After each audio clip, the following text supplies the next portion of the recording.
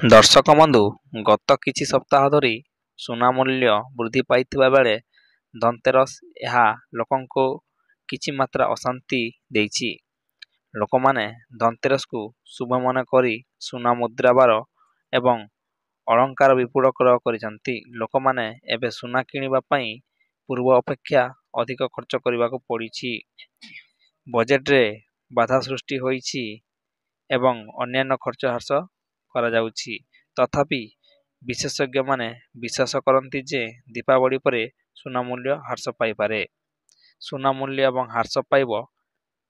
James financial service limitation committee ଏବଂ currency research ଉପାଧ୍ୟକ୍ଷ ପ୍ରଣବ ମେର କହିଛନ୍ତି, ସୁନା ମୂଲ୍ୟରେ କିଛି ହ୍ରାସ ଦେଖାଯାଇପାରେ।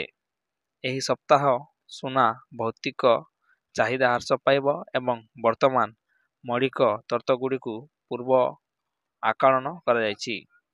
ପ୍ରତି ମୂଲ୍ୟ 10 ଗ୍ରାମ ପାଇଁ 1,50,000 ପର୍ଯ୍ୟନ୍ତ ଲକ୍ଷ୍ୟ ପହଞ୍ଚିପାରେ।